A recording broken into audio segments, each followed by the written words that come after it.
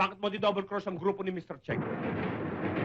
Ang tigas talaga ng ulo mo. Ang tagal mo na sa negosyong ito, hindi ka pa natuto. Problema ba yun? Hindi palabasin natin ang mga pipitsuging pulis na yumari sa kanila. Ito, doble.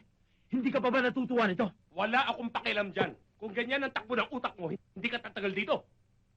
Puro ka naman sisi. Parang ikaw lagi ang tama. Panay naman ang kabig mo. Huwag mo akong kakausapin ng ganyan, bayaran lang kita. Ikaw! Bakit hindi mo siya sinamahan? Sabi niya, siya daw ang bahala eh. Kaya, pinabayaan ko na. Ano ba yan? Binabayaran mo ang trabaho ko. Hindi ang utak ko. Buhay namin nakataya dito. Ito nga, may tama, hindi namin madala sa ospital eh. Baka suyurin kami ng otoridad. Hanggang ngayon, nasa katawan pa niya ang bala. Madaling gamutin yan.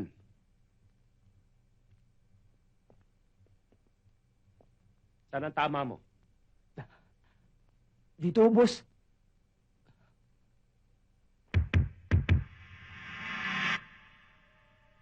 Boss! Oh, boss!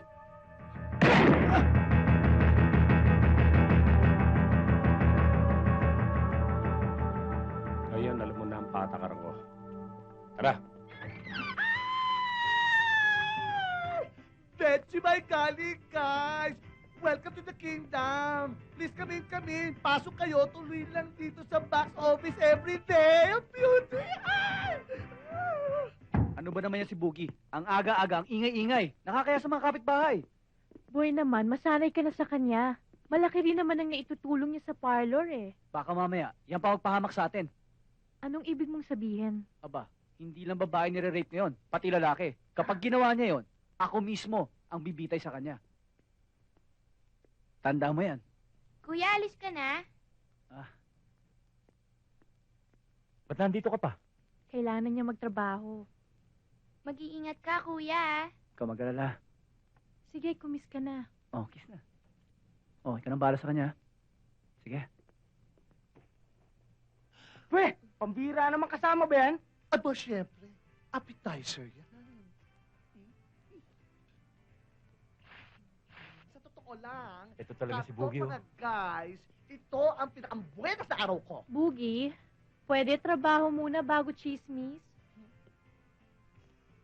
Kasi naman, alam mo naman, nag-emote pa lang ako. Sige, sweetheart. Alis na ako. Ingat ka ha. Kuya, aalis ka na ba? Take care, ha? Cause I care.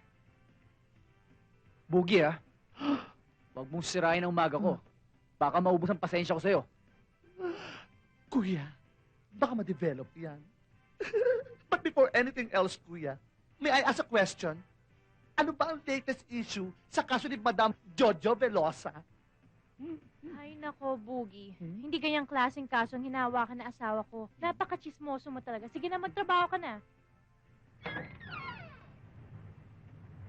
Boy, sinabi ko naman sa'yo, pagpasensyahan mo na si Boogie. Ewan ko ba. Napipiko na nga ako dyan, eh. Oh, eto pala yung pantanggal ko ng konsumisyon, eh. Halika.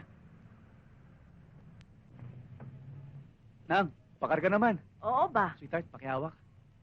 Uy, banak ko. Ang laki-laki na ni Andoy, ah. Pogi-pogi. Guwapo. Ang bango-bango, amoy bata talaga. Uy, kiss. Uy. Cute.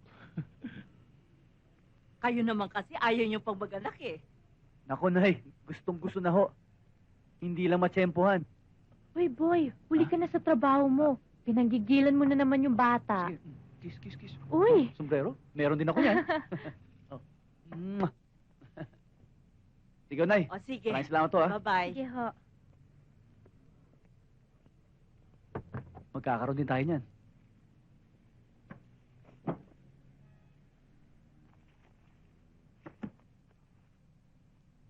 Boy, mag-iingat ka palagi, ha? Sige.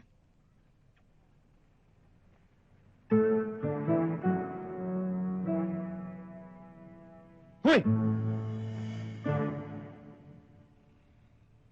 Boy, huwag mo nang patulan yan. Kasi naman, eh. O, sige na. Sige na. Madulas yung minomonitor namin.